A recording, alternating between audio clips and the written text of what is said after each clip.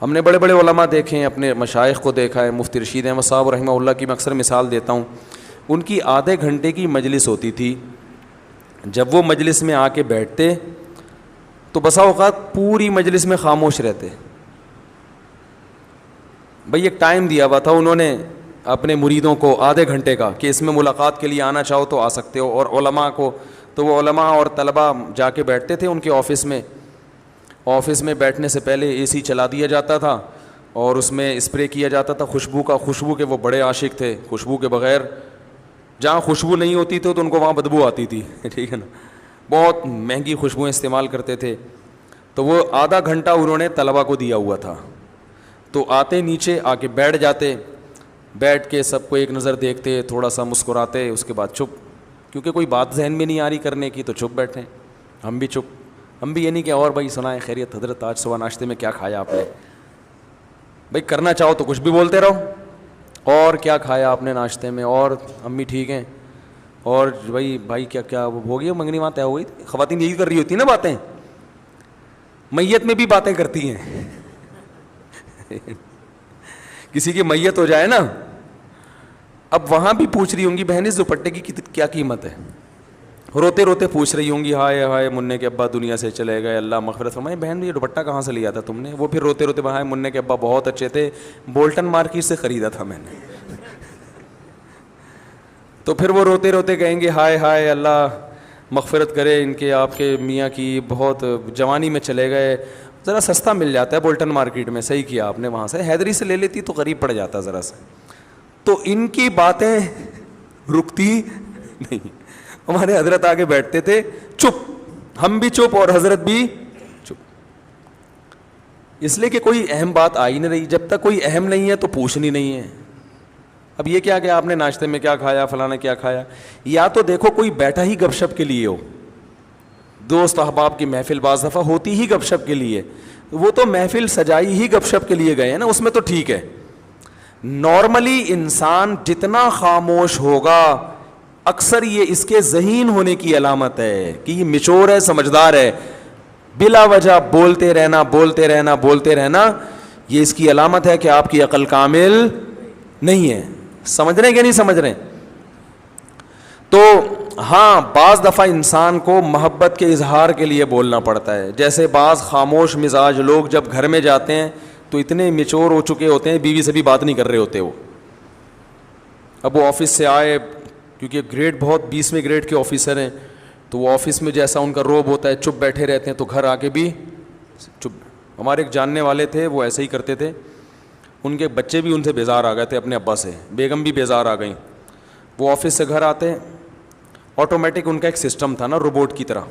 اس وقت صاحب آفس سے گھر آئیں گے تو جیسے ہی گھر آئیں گے دروازہ پہلے سے کھلا ہوا ہونا چاہیے, وہ جائیں گے اپنے خاص روم میں بیٹھیں گے, ان کی بیگم ان کے لیے روبوٹ کی طرح چائے پیش کر دیں گی, وہ چائے پئیں گے, بات کچھ نہیں, سلام دعا بھی نہیں کرتے تھے. وہ بیگم صاحبہ چائے پیش کریں گی, چائے پئیں گے, آرام کریں گے تھوڑی دیر, اس کے بعد اپنا جو بھی ورک ہے کوئی فون پہ بات چیت کی, اور پھر ٹائم پہ اپنا سو گئے, صبح اٹھے چلے گئے.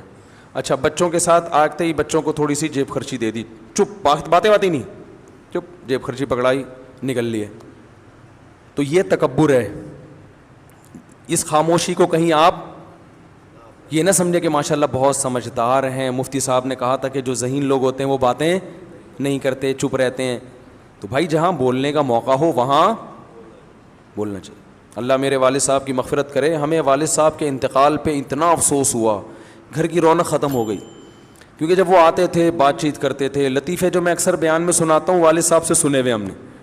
تو گھر میں جب آپ جائیں تو بیوی بچوں کے ساتھ گپ شپ لگائیں. یہ گپ شپ محبت کے اظہار کے لیے ہوتی ہے, اس میں کوئی وجہ نہیں ہوتی.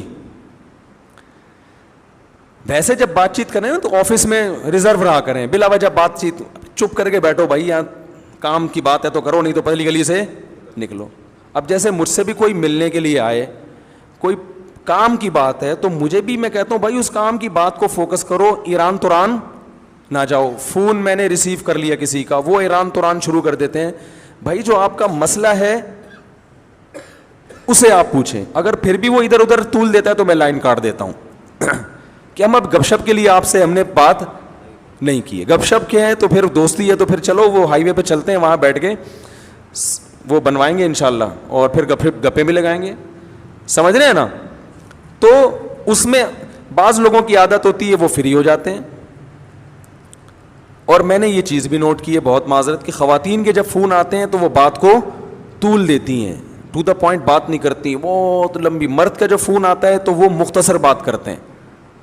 وجہ اس کی یہی ہے کہ خواتین کو بات سمیٹنا نہیں آتی ہے,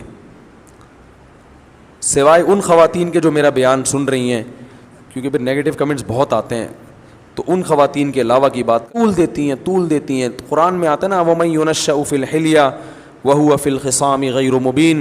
عورت کے بارے میں اللہ نے فرمایا وہ خصام میں غیر مبین ہوتی ہے, اپنی بات کو مدلل انداز میں نہیں پیش کرتی, جذبات سے زیادہ متاثر کرتی ہیں,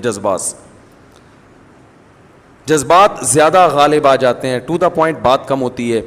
تو اس میں خوب اچھی طرح سے سمجھیں. کیا کہہ رہا تھا یار میں, کہاں سے کہاں بات چلی گئی, وہ واقعہ سنا رہا تھا. تو وہ صاحب جب گھر میں آتے ہیں چپ روبوٹ بن کے نا, وہ چائے پئیں گے, سو جائیں گے, رات کو کھانا آ جائے گا ان کے سامنے رکھا جائے گا بالکل ٹائم پہ, کھانا آیا کھایا, تھوڑا چہل قدمی کی اکیلے, پھر سو گئے, پھر صبح اٹھے, ایسے ان کی روٹین. میں جب ان کا کبھی ذہن میں تصور آتا ہے تو میں اپنے والد صاحب کا آتا ہے, میں نے کہا یار وہ کتنے, جب انسان کمپیئر کرتا ہے نا, جب تک کوئی آپ کے سامنے اپوزٹ مثال نہیں ہوتی تو پھر اپنوں کی قدر کہتا ہے یار کیسے زبردست آتے ہیں. حالانکہ ان کی بڑی عزت تھی محلے میں, بہت ہر جگہ عزت ہوتی تھی ان کی, لیکن گھر میں آ کے بالکل بچوں میں گھل مل جایا کرتے تھے, لطیفے بھی سناتے تھے, غصہ بھی ہوتے تھے, ہنسی مذاق کی باتیں بھی کر لیتے تھے. تو یہ خاموشی کا مطلب ہرگز نہیں ہے. تو یہ جو بات چیت کی جاتی ہے بعض دفعہ بات چیت کی وجہ اظہار محبت ہے.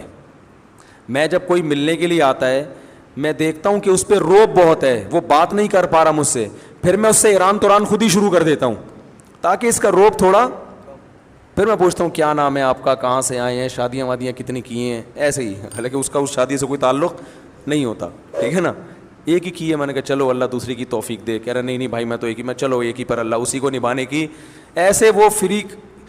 یہ جو بات چیت کی جا رہی ہے دیکھنے میں تو فضول لگ رہی ہے, مگر اس بات چیت کا مقصد ہوتا ہے اس کو تھوڑا سا مانوس کرنا, تاکہ وہ جو میٹر لے کر آیا ہے وہ کھل کے اظہار خیال کر سکے. تو آپ میں سے کوئی آئے اور میں ایران توران شروع کر دوں تو آپ کہیں گے ادھر تو مفتی صاحب کہہ رہے تھے ایران توران نہیں کیا, اور ٹو دا پوائنٹ بات, تو وہ ٹو دا پوائنٹ ہی ہوتی ہے, لیکن اس کا کوئی مقصد ہوتا ہے.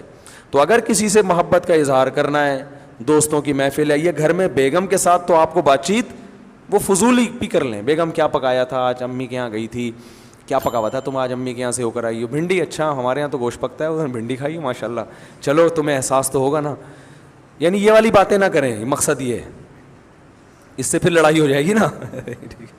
تو ایسے ہی ایران توران اور کیا ہو رہا ہے تو وہ کرنا ضروری ہے, سمجھ رہے ہیں. زمانہ ڈھل رہا ہے مغربی تہذیب میں, لیکن